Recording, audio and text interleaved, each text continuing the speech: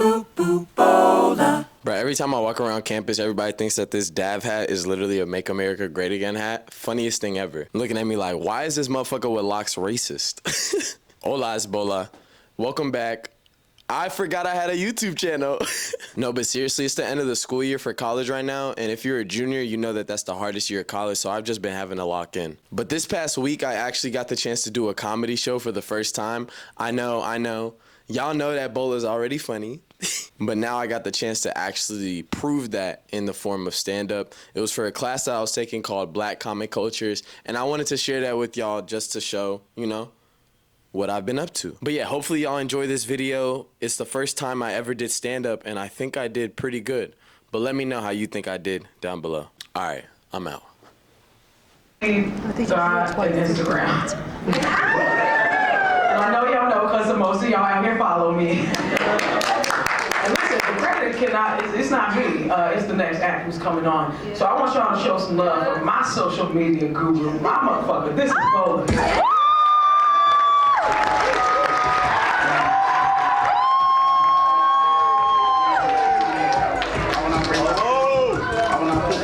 Track to let you hear the essence. Did I wrong? She got me back. Really got a mention. Yo. What's good? What's good, y'all? Everybody who went before me, good job. I loved it. Yo, clap it up for them. But yeah, you know, I'm really excited to be up here. But let me introduce myself if you don't know me already. My name is Ebola. And I actually want to ask all of y'all a question. Do y'all remember, depending how old you are, like 4th, 5th, 6th grade, the Ebola epidemic? you know, like niggas was bleeding out their eyes, bleeding out their ears, bleeding out their ass. I mean, it was crazy. And you know, they found it in shit particles. I want you to imagine that you're me. I mean, I was shitting myself. No Ebola. And just the thought of going to school the next day, I was terrified. So, you know, when I got to school the next day, and I was just keeping my head down, just avoiding eye contact with anyone. Until I got to science class. Now, do y'all remember CNN, Daily Student News, Carlos Lewis? I bet y'all real. But we're watching that, and he gets to the segment on Ebola, and he just goes, "The Ebola epidemic has been sweeping through Africa, and it may soon reach America."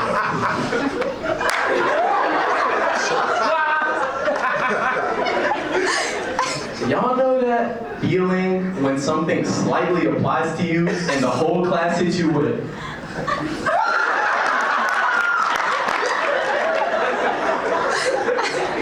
After I saw everyone look at me, I knew it was over. They start thinking, "Ebola! You on the news! Ebola already reached America! Look!" These niggas even started tracking their loud ass all the way away from me. And I'm looking around, I'm looking for my teacher. This 5'3" cigarette-smelling woman is just standing there. And you know, they go on for minutes and minutes. And then eventually she's like, "All right, class, let's refocus." Bitch! Help me, like. But you know, I took my L that day.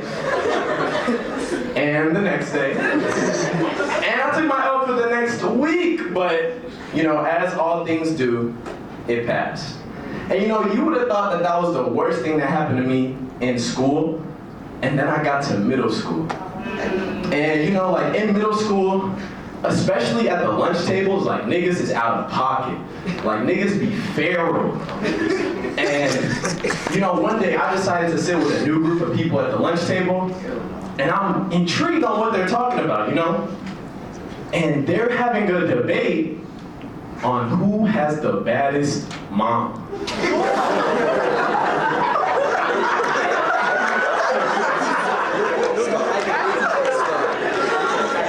Straight Oedipus.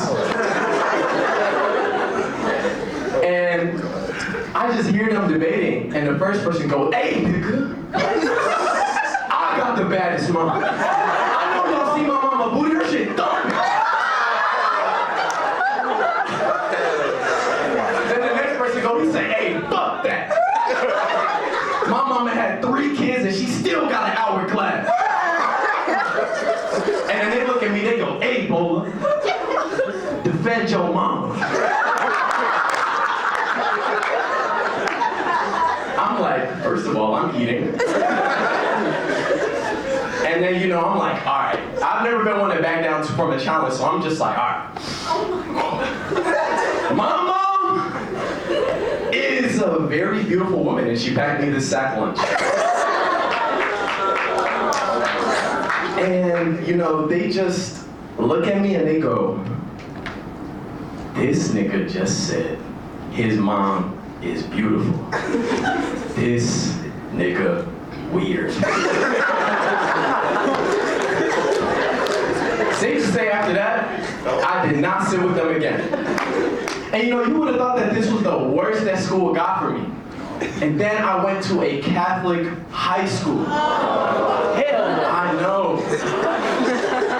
And you know, there's a lot of stigma around going to Catholic high school. You know, it's like, you got teachers hitting kids with paddles, you got racism, you know, you got priests touching on the kids, a normal Wednesday. But the worst part of Catholic school for me definitely had to be sex ed. Now the thing about sex ed as a Catholic school is it's not really like sex ed, it's more like sex prevention. You know, they're like, "You're not ready. Your body's not developed. God is watching." But you know, none of that really worked.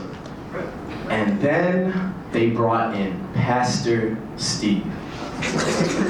Now, Pastor Steve was a brolic white man, but this nigga was unserious. First of all, Pastor Steve was not dressed like a pastor. He had short khakis on, a button-down shirt, and the only way I knew that he was a pastor was that he had a rusted gold cross on his hairy-ass chest. Now,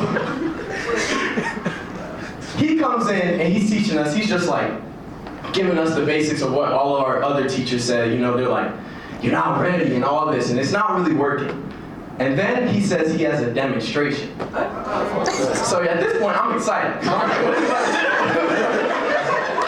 do? So he gets a half full cup of water, and he brings it and he passes it to the first student.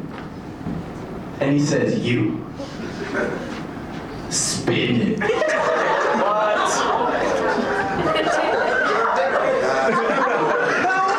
So at 9:30 a.m. on a Tuesday, the first student spits in this cup.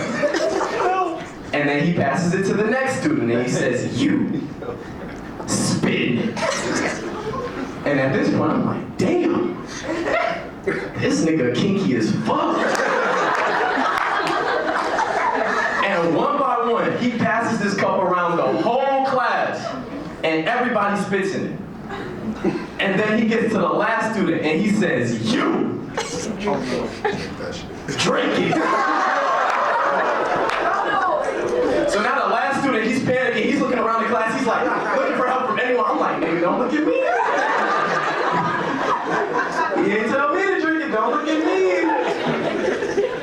And then, you know, eventually Pastor Steve, he drops his whole act and he's like, "See, if none of you are willing to drink from this cup, then you're not ready to have sex. Because this cup is a representation of your body after having sex. Because you're not only having sex with that one person, you're having sex with everyone that they had sex with."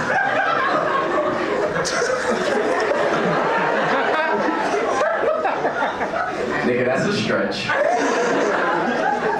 But either way, if I was in that situation, I definitely was not drinking from that cup. I mean, shit, that's how Ebola got started.